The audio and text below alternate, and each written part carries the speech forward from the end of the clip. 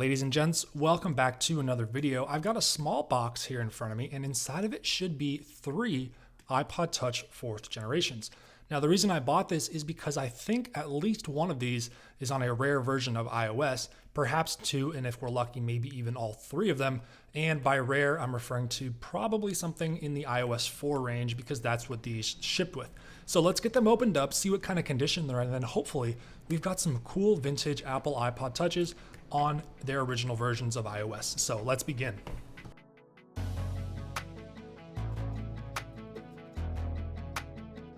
All right, so right out of the box, we did get 3 30-pin cables. This one's definitely not an authentic Apple one, so we'll put that to the side. These 2 might be, I think actually they are based on how they look and feel, but they're in not great condition, and honestly, I have like a million of these already, so we're gonna put those over here. Here's the star of the show, 3 iPod Touches. These are 4th gens, as I can tell already through the packaging. They are inside of what appears to be, I'm thinking, a 2nd gen case. I think this is the box that the 2nd and 3rd gen iPod Touches came in. I could be wrong, that might be what the 4th gens arrived in, but let's see if we can get this opened up just like that, and then they are all saran wrapped inside, so very well packaged these iPods are. Let me go ahead and get these unwrapped.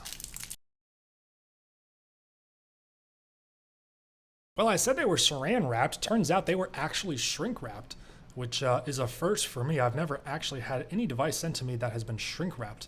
But here they are. We've got our 4th gen iPod Touches. They are all 8GB models. You can see 8 gigs there, 8 gigs there, and then the 3rd one down here is also 8 gigs.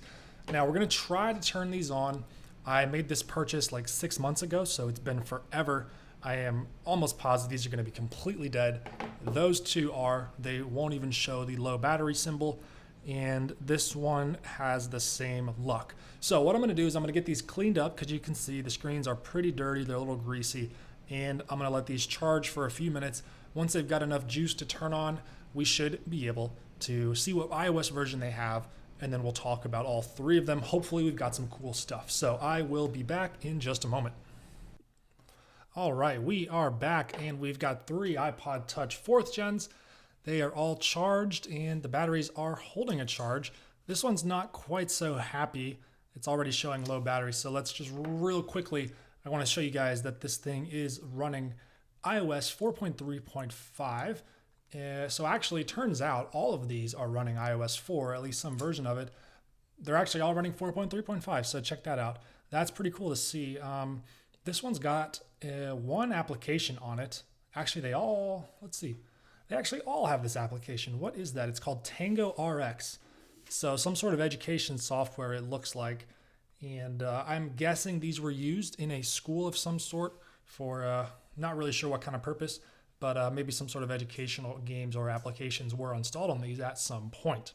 Now these are all running their original version of iOS, which is iOS 4, but they are on their last version of iOS 4. So I believe 4.3.5 is the very latest iOS 4 minor update, if you will, before iOS 5 came out.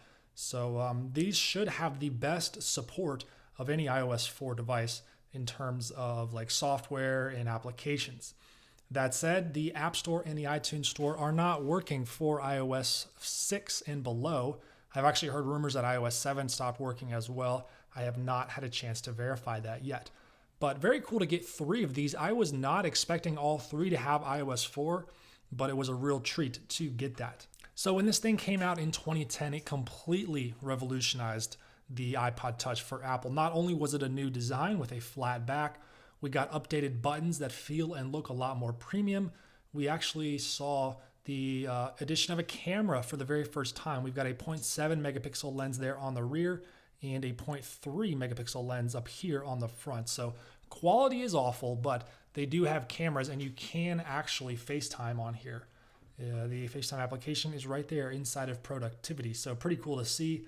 And I'm not going to torture you guys with the video quality, but take my word for it, this thing does not take good videos or photos. This iPod also has the A4 chip, which was Apple's first attempt at their own in-house CPU. And performance is a little bit better than the iPod Touch 3rd gen that this thing replaced, but all in all, it was not enough for the Retina display, which was another huge selling point. Probably the biggest selling point here for the iPod Touch 4th Gen was that Retina display, but the A4 chip does just not pack enough of a punch to deliver smooth 60 frames per second on the Retina display here consistently, especially not in applications and games. If you're running some less demanding titles or using some lighter applications, this thing does look and feel very smooth. I feel like the colors are actually kind of washed out. At least that's how it appears on my phone recording this, maybe because brightness is maxed. If we turn that down a little bit, hopefully that is a little bit better. It seemed like the contrast was really high.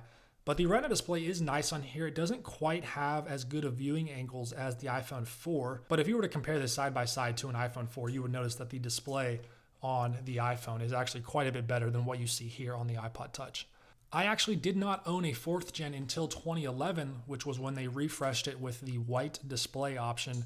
I still had a 2nd gen when this thing came out, and I remember wanting one of these so badly because of so many of the improvements. But the thing that I was most jealous of was the ability for multitasking, which you could get here on the iPod Touch 4th gen, thanks to its 256 megabytes of system memory. That allowed this thing to hold applications open in the background, and you could switch between them very quickly, as you can see that I'm doing here. Now, iOS 4 did not use much memory at all, so the 256 megabytes of RAM actually went a long way in keeping applications and games running in the background. So the 4th gen iPod Touch really changed the game for Apple, and I think a lot of people bought these because they marketed it really well. The addition of the camera was a huge selling point, and this was just a very successful and popular device. It came in 8, 32, and 64 gigabytes at launch, and Apple later added a 16 gigabyte variant to be sold alongside the iPod Touch 5th gen, which I've got a beautiful example of here.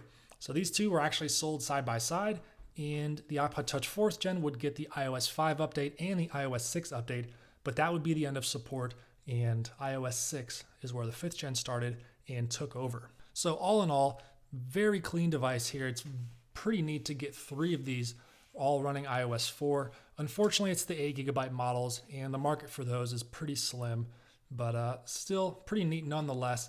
And these are actually all fairly clean examples. I mean, there are some scratches and scuff marks there on the rear, but I have definitely seen devices that are in worse condition than these, and there are no dents or scuff marks, and the displays are all in very nice condition. So I am not complaining one bit about the condition of these devices. They're all very nice. Okay, that's going to do it for this video. I hope you enjoyed this look here at the iPod Touch 4th gen, how it appeared in 2010 when it was launched alongside the iPhone 4. Thank you so much for watching, and as always, I look forward to seeing you in another one of my videos.